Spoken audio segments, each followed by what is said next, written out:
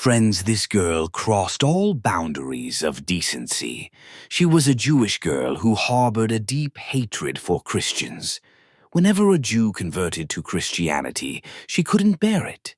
She went to great lengths to brainwash people, trying to keep them away from the new faith.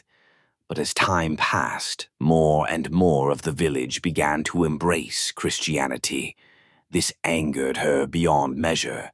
Feeling helpless as Christianity spread throughout her community, she decided to take matters into her own hands and teach the Christians a lesson. One evening, when the church was empty, she entered quietly. Her eyes fell on the large cross displayed at the front of the hall. Determined to make her mark, she walked up to it and broke it into pieces. As the cross fell apart, she spat on it in contempt. With a sneer, she declared, "Christianity is a false religion. It doesn't have the strength to stand against Judaism. If you have the courage, try to fix this cross again." With this challenge, she turned and left. She felt triumphant, believing she had shown her disdain for their faith in the most defiant way possible. But what happened afterward was beyond her imagination. Something truly shocking took place, and the girl faced an unexpected punishment. What followed was so astonishing that it sent shivers down the spines of those who witnessed it. Her arrogance was soon met with a terrifying consequence. The punishment that fell upon her was undeniable and unexplainable. Watch till the end, as the calamity that struck this girl will leave you trembling. The church stood in a village in France, where both Christians and Jews lived together peacefully. Over time, however, the Christian population began to grow steadily. This shift deeply troubled the daughter of a Jewish priest who was herself a staunch advocate for the Jewish faith. Seeing more and more people in the village embrace Christianity was something she could not tolerate. Determined to prevent further conversions, she poured her energy into trying to persuade her fellow Jews to remain steadfast in their faith. Yet, despite her efforts, the tide continued to turn. People found new meaning and guidance in Christianity, and many abandoned their previous beliefs to follow its teachings. With every new conversion, her frustration mounted. Feeling helpless to stop the growing influence of Christianity, she turned to ridicule and mockery. She no longer held back her contempt, openly criticizing the Christian faith in public. At social gatherings and community events, she would launch into scathing remarks, belittling Christian traditions and doctrines. Her sharp tongue and biting humor became tools to sow doubt and dissuade others from converting. Her campaign against Christianity became increasingly aggressive. She spread falsehoods, exaggerated perceived flaws, and used every opportunity to discredit Christian beliefs. She wanted her community to see Christianity as a weak, unfounded faith, unworthy of their attention. Her words stung, causing tension within the village. Despite her relentless efforts, the Christian faith only grew stronger. People found solace in the new religion, and their trust in its teachings deepened. Each act of mockery, every cutting remark, only seemed to strengthen their resolve. For the Jewish priest's daughter, the steady rise of Christianity was not just a challenge. It was an affront to her values and her identity. Her frustration turned to envy, and her ridicule became a bitter attempt to counter the unstoppable spread of a faith she simply could not stand. One day, she took her campaign against Christianity to an entirely new level, crossing a boundary that many thought she wouldn't dare approach. Sitting brazenly in the church itself, she began hurling baseless accusations at the nuns who served there. With a voice dripping in scorn, she claimed these devout women had committed sinful acts to attain their respected positions. The accusations were shocking and delivered with a venomous confidence that sent ripples of disbelief through everyone who heard them. Word spread quickly. People who once held the nuns in high esteem now began to whisper doubts among themselves. The girl's accusations had planted a seed of suspicion, and soon the nuns faced a barrage of harsh words and cruel treatment from members of the community. Those who had never doubted their integrity now looked at them with uncertainty. The nuns, who had only ever sought to serve their faith, found themselves shunned and treated with hostility. The girl didn't stop there. She continued to speak out, her claims growing bolder and more damaging. She insisted that the nuns were hypocrites who failed to live by the very principles they preached. Her accusations were delivered with a sharp, relentless tone that made even those who wanted to believe the best about the nuns second-guess themselves. The nuns' dignified silence and refusal to engage in public arguments only seemed to fuel her campaign, as she used their lack of defense as further proof of guilt. Before long, the damage was evident. The nuns, once respected and admired, now walked through the village with downcast eyes, enduring the whispers and stares of their community. Their reputation had been sullied by a storm of lies, and the trust they once inspired was replaced by suspicion. The Jewish girl watched all this unfold with a sense of triumph. Her campaign of slander had created division and doubt, exactly as she had intended. She reveled in the sight of the nuns struggling under the weight of public scrutiny. To her, it didn't matter that her accusations were false. What mattered was that her plan to disrupt the Christian community was succeeding, and that gave her a bitter satisfaction. Despite her continuous efforts to undermine Christianity, the religion was spreading faster than she had anticipated. People who had once followed Judaism were now finding answers to questions that had long gone unanswered. The teachings of Christianity offered them a clarity they couldn't ignore. They turned to the Bible and discovered new hope, guidance, and a sense of purpose.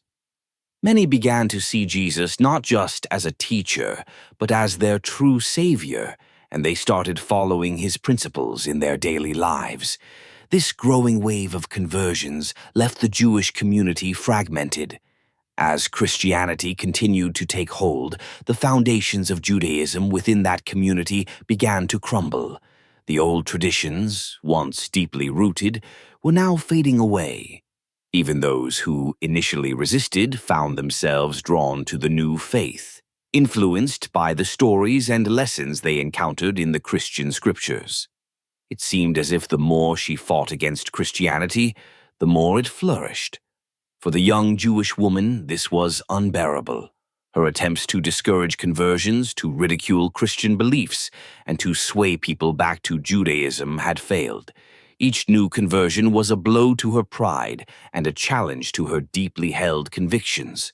The religion she once saw as unshakable was now struggling to hold on, as even the younger generations began to drift away.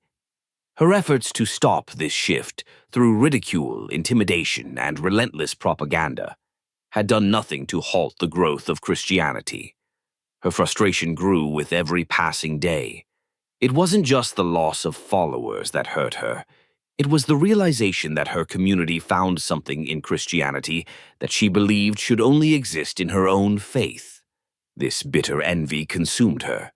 As Christianity thrived, so did her resentment. She could no longer deny that her religion's influence was waning, and her efforts to stop it seemed as futile as ever.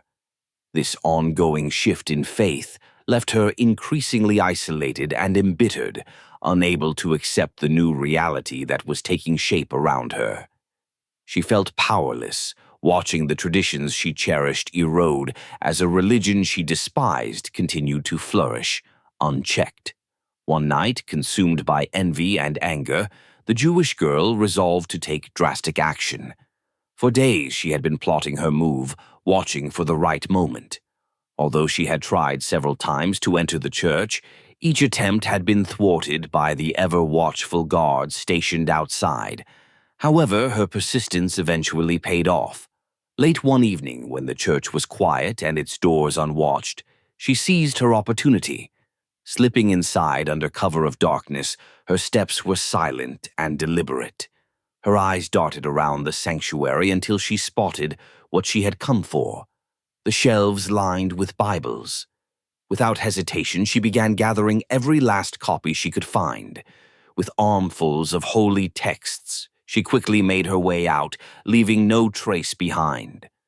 By morning, chaos had erupted within the church. The clergy and congregants were in an uproar. "Where have all the Bibles gone?" they asked, their voices tinged with shock and disbelief. Over 40 sacred texts had vanished without a trace, and the mystery of their disappearance left everyone stunned. How could such a theft have occurred under their very noses? Whispers and speculation ran rampant as the congregation struggled to comprehend the strange and sudden loss. For the young girl, however, it was a small victory. The Bibles were gone, and with them, she hoped, the growing influence of a faith she despised. But what she didn't realize was that her actions, far from halting the spread of Christianity, would only set the stage for consequences she could never have foreseen. The next evening, she returned to the church, her mind ablaze with anger. The growing influence of Christianity had gnawed at her patience long enough. She slipped into the quiet, dimly lit hall, the air heavy with an eerie silence. Determined to make her contempt known, she bolted the door behind her and approached the large, ornate cross. With trembling hands, she grabbed hold of it and began to dismantle it piece by piece. The wood cracked and splintered under her grip, each snap of the structure feeding the fury that burned in her chest. The church seemed to hold its breath, its hallowed atmosphere now tainted with her blasphemous actions.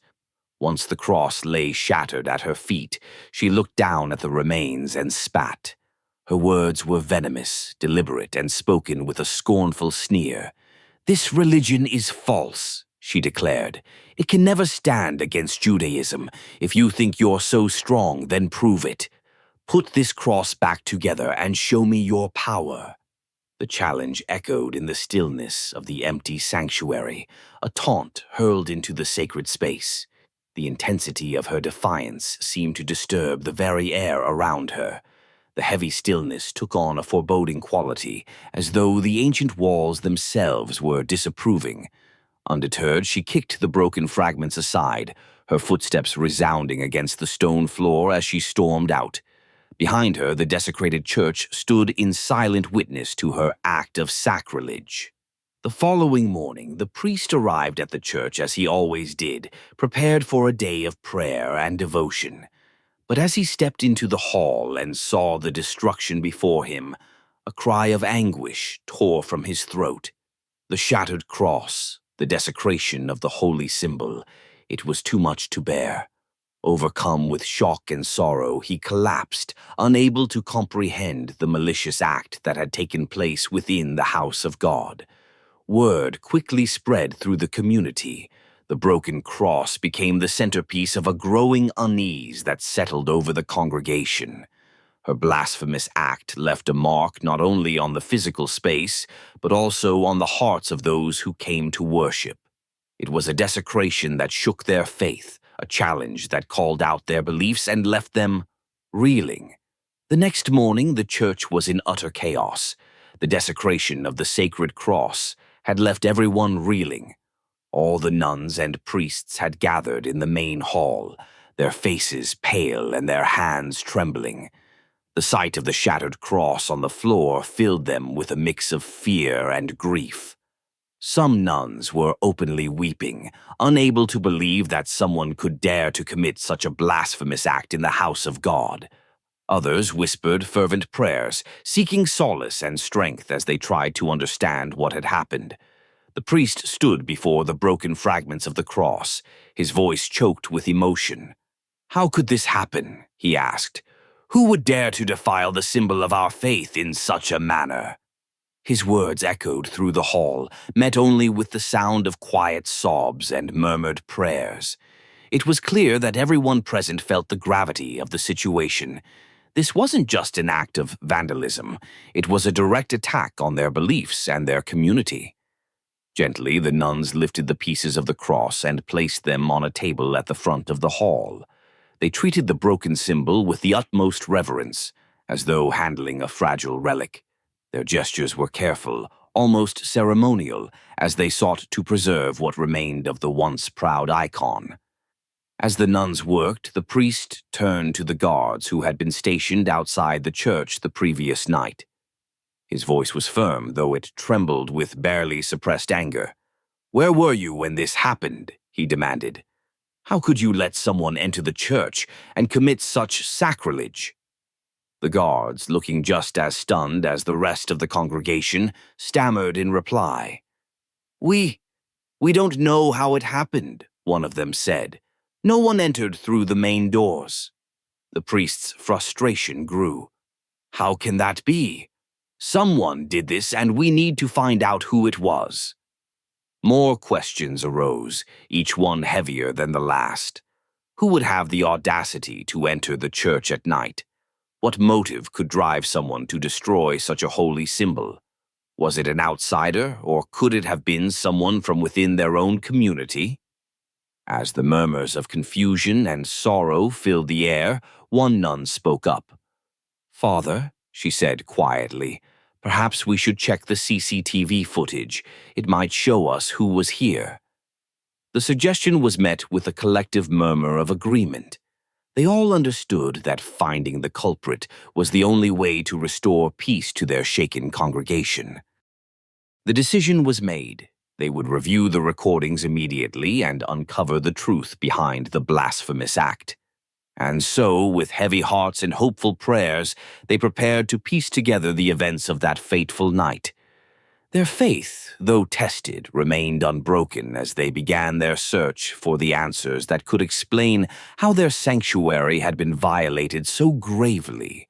As the church community gathered around the monitor, the CCTV footage began to play. The tension in the room was palpable. Everyone held their breath, waiting for the camera to reveal the identity of the perpetrator.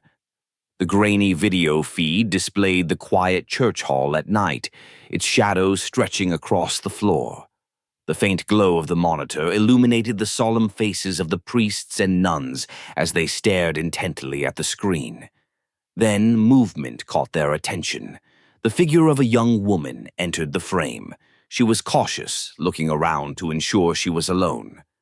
As the footage continued, her actions confirmed what they had feared. It was the same girl who had previously stolen the Bibles, the same one who had caused so much distress and confusion among them. She moved swiftly, heading straight for the cross. Her hands reached out, and the next few moments showed her violently dismantling the sacred symbol. She showed no hesitation as she spat upon it, her contempt for their faith clearly visible even through the blurry video. When the camera finally captured her face, gasps filled the room. It was her, undoubtedly her, the 25-year-old Jewish girl who had been the source of so much trouble. Her defiant expressions, her unapologetic actions, all of it was on full display. The room erupted in murmurs of disbelief. It wasn't as if they hadn't suspected her, but seeing it for themselves was a different matter entirely. "She's the one of the nuns whispered, her voice trembling. "She's been against us from the beginning." The priest looked grim. "She's been mocking us, challenging our beliefs, causing chaos among the faithful. We've shown patience time and again, but this is too much." A heated discussion followed. Members of the congregation expressed their anger and frustration. "We can't just let her get away with this anymore," one man said, his voice raised. "She's crossed every line. Enough is enough." Others nodded in agreement. The room buzzed with a mix of indignation and determination. They had tolerated her slander, her mockery, her blatant disrespect, but this was the breaking point. The footage was undeniable evidence, and now that they knew for certain who was responsible, they were resolved to take action. The decision was unanimous. The girl had to face the consequences of her actions. No more leniency, no more ignoring her provocations. She had defiled their place of worship, and the community could no longer stand idly by. Before anyone from the church community could confront her or take any action, the Jewish girl experienced an inexplicable and terrifying ordeal that shook her to the core. After committing what she believed to be the ultimate act of defiance, breaking the cross and spitting on it, she returned home, feeling victorious.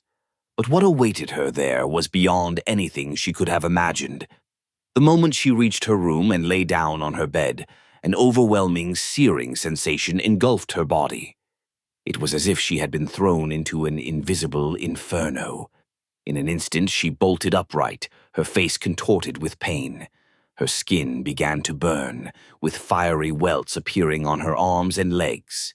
The agony was relentless, coursing through her veins as though her very flesh was turning to ash. Panicked, she screamed for help, her voice echoing through the quiet of the night. Her cries were filled with sheer terror and torment. It wasn't long before her family was awakened by the commotion. They rushed to her side, horrified by what they saw. Her once healthy skin was now covered in blistered, raw patches that seemed to form the shape of crosses. Blood trickled from the wounds, adding to the nightmarish scene. Her family tried desperately to comfort her, but nothing they did could ease her pain. She writhed on the floor, clutching at her arms and legs, gasping for air as the marks on her body continued to spread. The more she struggled, the more the mysterious wounds seemed to multiply, leaving everyone in the house shaken and confused. It was clear that this was no ordinary illness or injury. The girl's torment appeared to have no earthly cause. As her family witnessed her suffering, they began to realize that this was something far beyond their comprehension, something that could only be described as divine retribution. Her cries of anguish pierced the night, a stark contrast to the triumph she had felt just hours before. The very symbol she had desecrated now seemed etched into her flesh, as if reminding her of the magnitude of her actions. Those who saw her that night were left in shock, and her family could do little more than watch helplessly as she endured the unimaginable punishment that had befallen her. A crowd of Christians gathered outside her home, angered and ready to confront her for her blasphemous act. However, their plans for revenge were abruptly halted by the harrowing cries and screams coming from within the house. The agonized wails froze them in their tracks, leaving them confused and frightened. Instead of storming inside, they remained by the door, straining to hear what was happening. Inside, the once defiant Jewish girl was utterly broken. She stumbled from one wall to another, clawing at her skin, her screams filled with a pain that words could hardly describe. Her arms and hands were covered in wounds that seemed to appear out of nowhere. The ghastly sound coming from her throat didn't resemble human cries. It was an eerie, guttural moan of unrelenting torment. Between her agonized wails, she begged over and over, "Forgive me. I'm so sorry. Jesus, please forgive me." Her voice cracked with desperation, a far cry from the arrogant tone she had once used to mock the cross and those who followed it. Her family, standing by helplessly, watched as her body transformed before their very eyes. Her eyes, now completely black, leaked an inky fluid. Her once healthy frame shriveled into a skeletal figure, as if all life was being drained from her. The cross-shaped burns on her skin began to bleed, and with each passing moment she grew weaker and more gaunt. The room was filled with the sounds of her anguish, the shouts of her family, and the stunned whispers of those who had gathered outside. When the priest and members of the Christian community saw her condition, they were both horrified and awestruck. They turned to one another and said, "This is the judgment of Jesus himself. No mortal could have done this. This is divine retribution." They saw the girl suffering as a testament to the power of their faith and the righteousness of their beliefs. Finally, after hours of torment, the girl collapsed. Her breathing slowed, and with one final cry for forgiveness, she passed away. The house fell silent. In that eerie stillness, her family looked at the lifeless body of the girl who had once mocked Christianity, and they began to weep. But their tears were not just of sorrow, they were of realization. In that moment they saw truth. that they had denied for so long. They turned to the priest, their faces pale and solemn, and said, "We now understand. We now believe. Jesus is the true Savior. Please help us embrace the faith." The priest nodded, and the family joined hands with the Christians who had once been their adversaries. Together they prayed and reconciled. Shortly after, the cross was restored to its place in the church. It stood there not only as a symbol of faith, but as a reminder of the girl's story, a tale of defiance, judgment, and ultimate redemption.